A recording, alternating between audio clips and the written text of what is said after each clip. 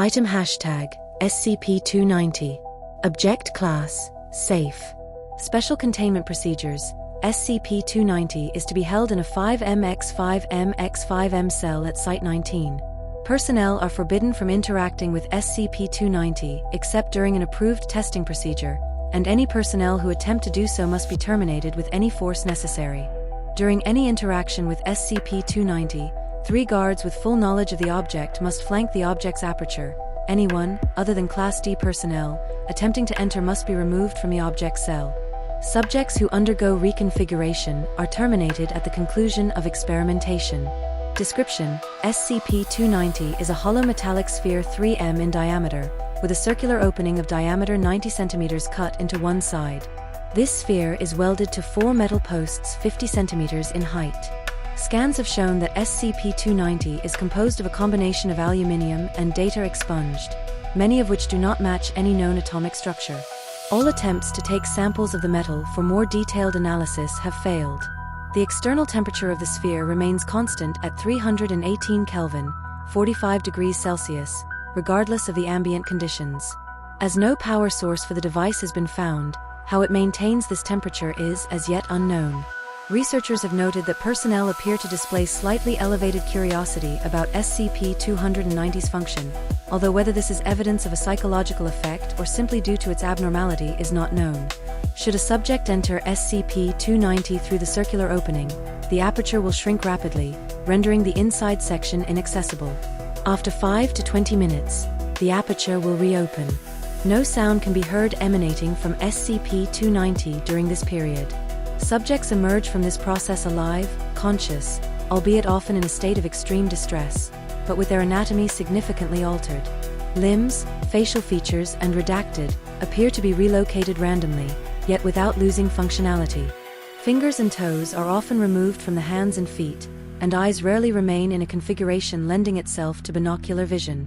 Almost all subjects report pain and discomfort in breathing and movement, if either remain possible, with most unable to walk or perform any type of effective locomotion. Autopsies performed on afflicted subjects reveal that a similar reconfiguration occurs internally, with organ placement changed and blood vessels/nerves lengthened to fit the new arrangement. Evidence of severe internal bleeding and hemorrhage of other bodily fluids is often present, although subjects display none of the connected symptoms on retrieval from SCP-290, and no subject has died as a direct result of exposure to the object. Subjects' bones show evidence of large-scale fracturing, but also rapid healing, ostensibly a part of the modification process. Subjects remain conscious throughout the reconfiguration. See Addendum 290-1 for details. Addendum 290-1, Experiment Log.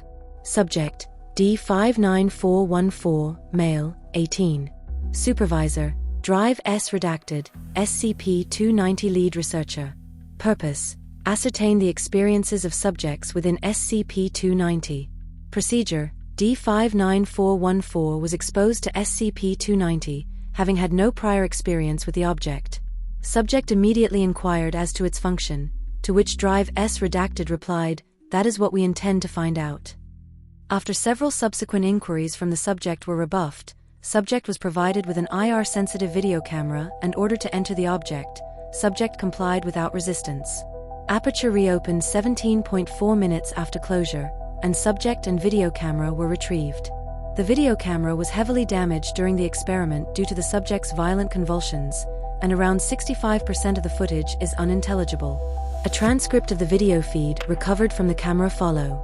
Video feed initially shows subject sitting calmly in the center of SCP-290, looking around and examining his surroundings by touch at intervals. This continues for around 2 minutes, at which point the subject begins clutching his chest and groaning. Subject then begins to scream, including the phrase, "I was only curious, but I know now. Please, let me go."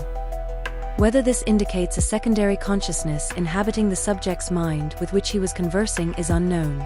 It is at this point that the subject begins flailing, impacting the camera repeatedly and causing it to record only small fragments of footage. Fragments of interest are noted below, in chronological order. Subject's head appears to be slowly embedding itself into his thigh, both eyes absent. Subject's fingers visible on his torso.